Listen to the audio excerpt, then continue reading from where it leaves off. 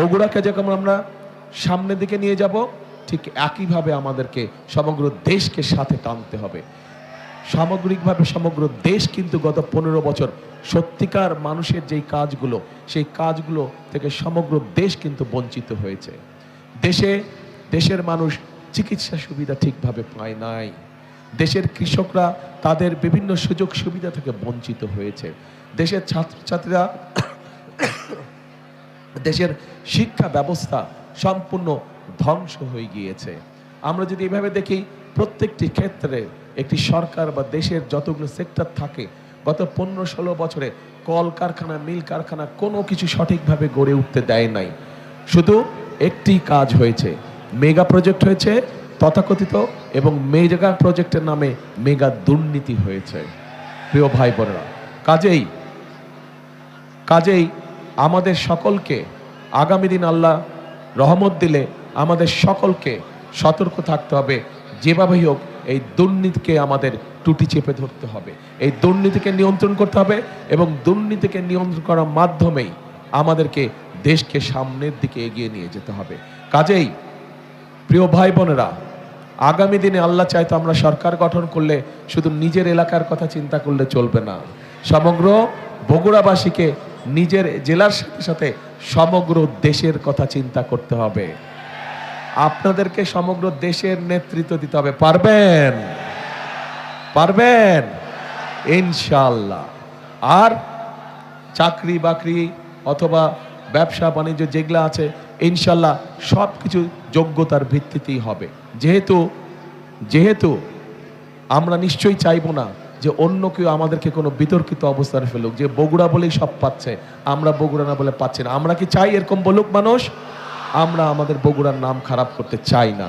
সেই জন্যই বগুড়ার ন্যায্য অধিকার অবশ্যই বগুড়া পাবে, বগুড়ার ন্যায্য অধিকার অবশ্যই বগুড়া পাবে। কিন্তু একই সাথে আমরা খেয়াল রাখবো, আমাদের ন্যায্য অধিকার পেতে গিয়ে অন্যের ন্যায্য অধিকার যাতে আমরা নষ্ট না করি, অন্যের ন্যায্য অধিকার থেকে তাকে যাতে আমরা বঞ্চিত না করি, এই বিষয়টি আমাদেরকে অত্যন্ত সতর্কভাবে খেয়াল রাখতে হবে। প্রিয় ভাই বোনেরা, প্রিয় বগুড়াবাসী, আজ এই মুহূর্তে আমার আপনাদেরকে কিচ্ছু দেবার নেই। আজ এই মুহূর্তে আপনাদের কাছে শুধু আমার চাইবার আছে। ঘরের মানুষ, এই যে আমি এত রাত্রে যে মিটিং করছি, এই যে রাজনীতি করছি, এই যে কাজগুলো করছি, আমার স্ত্রী যদি আমাকে সহযোগিতা না করতেন আমি কিন্তু পারতাম। ওনার সহযোগিতা আছে বলেই আমি পেরেছি। ঠিক একইভাবে আপনারা বগুড়ার মানুষ যদি আমার পাশে থাকেন, আমাকে যদি মানসিকভাবে শক্তি সমর্থন আপনারা দেন, তাহলে ইনশাআল্লাহ আমরা বাংলাদেশকে আগামী দিনে একটা সুন্দর, ভালো, শক্তিশালী অবস্থানে নিয়ে যেতে পারবো। কাজেই প্রিয় বগুড়াবাসী, আজ আমি আপনাদের কাছে চাইতে এসেছি আপনাদের সমর্থন, আপনাদের সহযোগিতা, আপনাদের দোয়া আপনাদের কাছ থেকে আমি চাইতে এসেছি। এবং এই সব কিছুর সাথে যেই কথাটা আমি সব জায়গায় বলি, যতগুলো নির্বাচনী সভায় গিয়েছি সব জায়গায় বলি, কারণ এই কথাটি আপনাদেরই আরেক সন্তান সবসময় এই কথাটি বলতেন। তার নাম হচ্ছে শহীদ রাষ্ট্রপতি জিয়াউর রহমান। উনি বলতেন, দেশকে গড়তে হলে আমাদের সকলকে ঐক্যবদ্ধ থাকতে হবে এবং ঐক্যবদ্ধভাবে আমাদেরকে কাজ করতে হবে। আমরা কাজ না করলে আমাদের দেশকে আমরা গড়ে তুলতে পারবো না। কাজেই ওনার কথার সাথে মিল রেখে আমি একটা কথা বলি, সব সময় প্রত্যেক জায়গায় বলেছি, সেই কথাটা হচ্ছে, করব কাজ, গড়ব দেশ, সবার আগে বাংলাদেশ।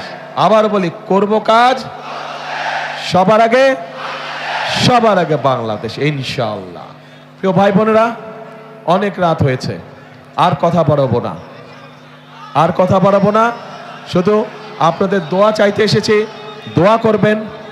দোয়া করবেন আপনারা উপস্থিত প্রত্যেকটি মানুষ, এবং আপনাদের মাধ্যমে সমগ্র বগুড়া জেলার প্রত্যেকটি ইউনিয়ন, প্রত্যেকটি গ্রাম, প্রত্যেকটি উপজেলা, প্রত্যেকটি পৌরসভার প্রত্যেকটি মানুষের কাছে আমি দোয়া চাই, যাতে আপনারা বগুড়ার প্রত্যেকটি মানুষ আমাকে, আপনাদের এই সন্তান তারেক রহমানকে নিয়ে যাতে আপনারা গর্ব করতে পারেন সেই দোয়া আমাকে করবেন। আমাকে নিয়ে যাতে আপনারা অহংকার করতে পারেন সেই দোয়া আমাকে আপনারা করবেন। আপনাদের কাছে এই দোয়া চেয়ে নিয়ে আজকে আমি শেষ করছি বক্তব্য। আল্লাহ হাফেজ। বাংলাদেশ জিন্দাবাদ, বাংলাদেশ জাতীয়তাবাদী দল জিন্দাবাদ। আসসালামু আলাইকুম।